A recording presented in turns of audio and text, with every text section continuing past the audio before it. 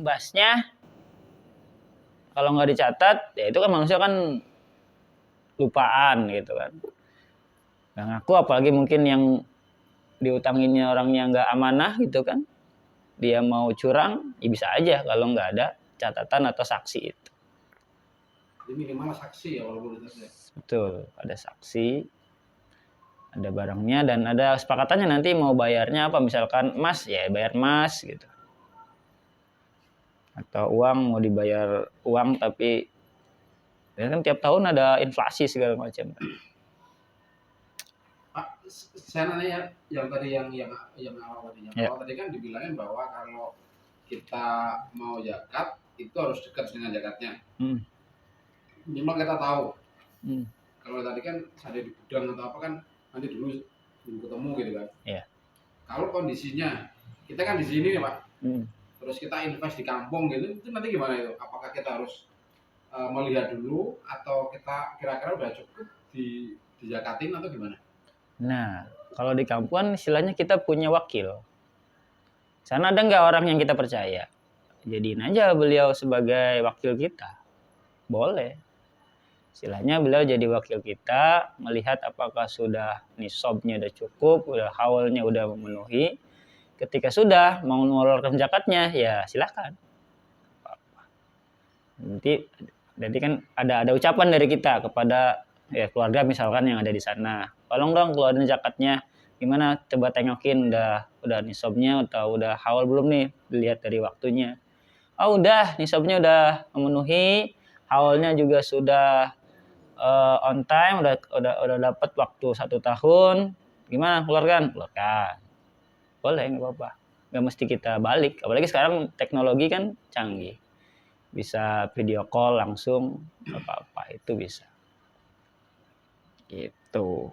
Ini kan kita di Karang berapa tahun yang lalu sebelum ada teknologi.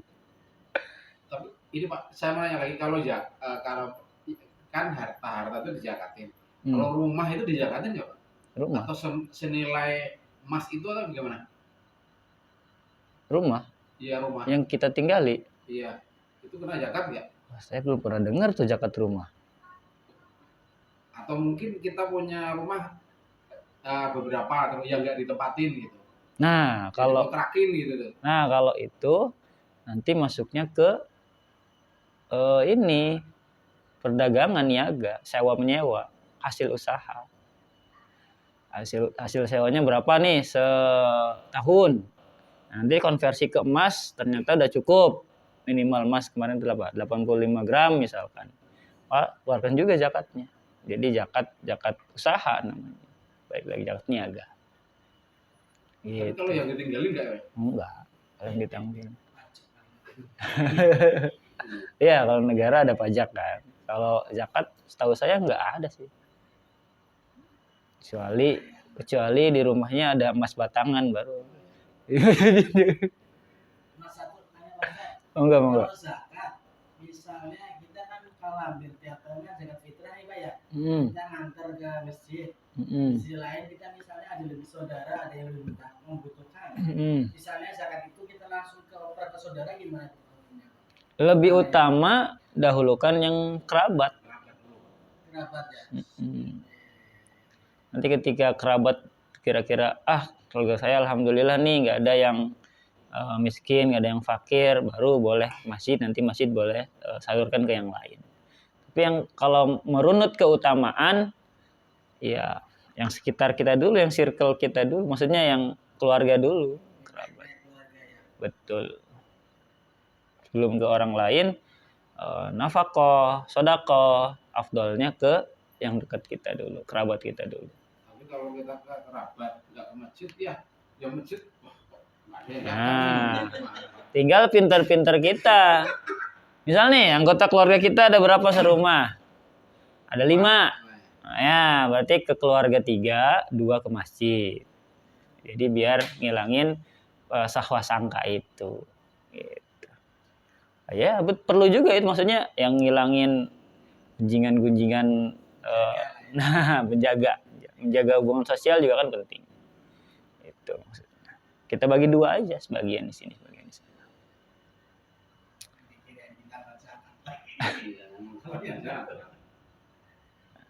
Itu. Ada lagi?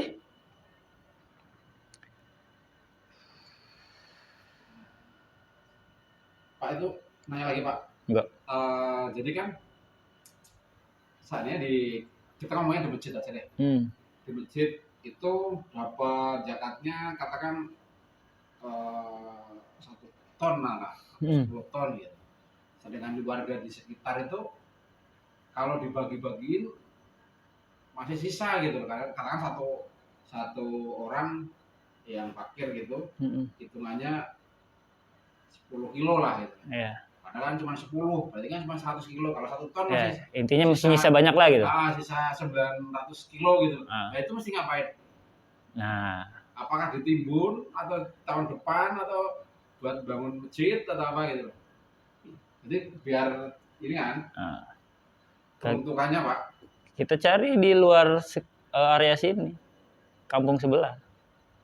Utamakan kampung sebelah juga misalkan nggak ada, ya berarti masuk ke kas masjid. Untukannya gitu. Baitul Mal lah itu. Baitul Mal. Nanti Baitul Mal yang mengelola biasanya untuk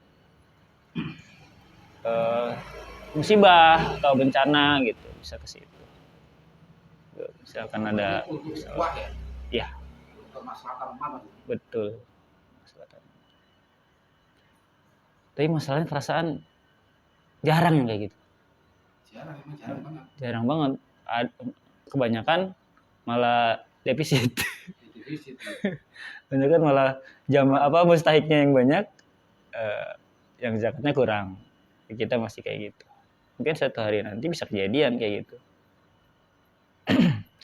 Terus untuk satu orangnya berapa? Ada standarnya nggak? Atau yang penting dapat gitu?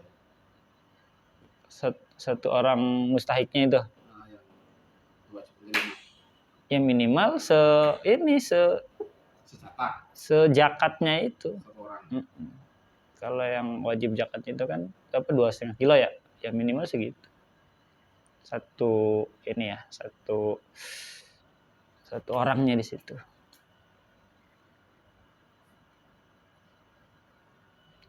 Kembali lagi Pak, yang itu tadi berarti kalau istilahnya kita mau masjid aja deh.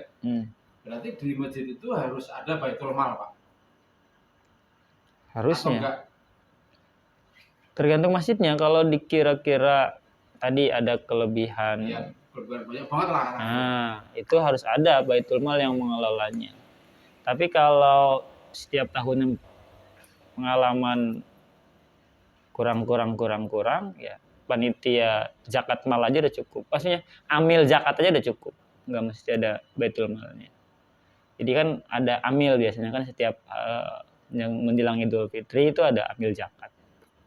Itu aja udah cukup. Kecuali memang mungkin donaturnya luar biasa gitu kan, surplus terus, maka ada Baitul Mal itu untuk mengelolanya, bisa untuk bangunan misalkan dan seterusnya. Kayak di masjid-masjid di Jakarta itu kan sekali kencelengan aja dapat tuh 7-10 juta gitu kan. Itu kan bisa dikelola untuk pembangunan masjid dan seterusnya.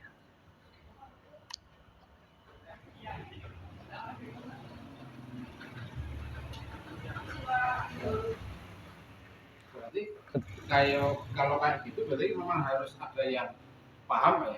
Iya.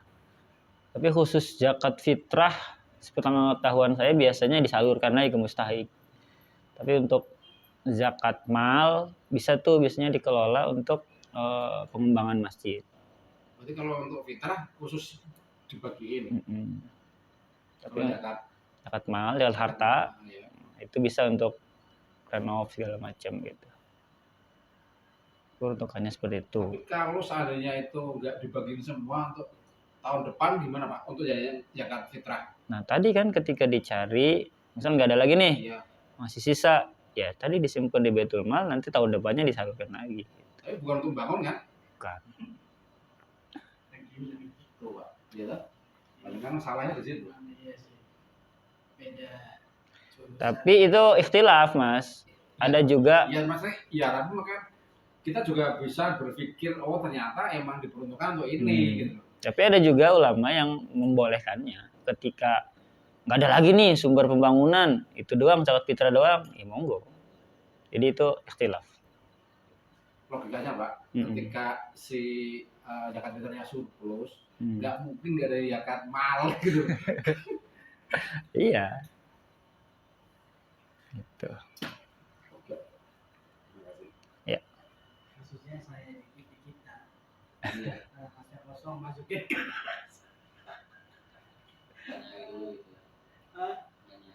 Yang ada dulu. Cukup ya? Cukup Pak. Wa tajibu zakatu fi maghdubin summa qol wallahu a'lam bishawab. Demikian diskusi fikih kita, enggak lama, enggak banyak-banyak, sedikit tapi bisa dipahami dengan baik. Amin. Mudah-mudahan bisa diimplementasikan di lingkungan kita. Kurang lebihnya mohon maaf apabila ada keterangan yang kurang sesuai.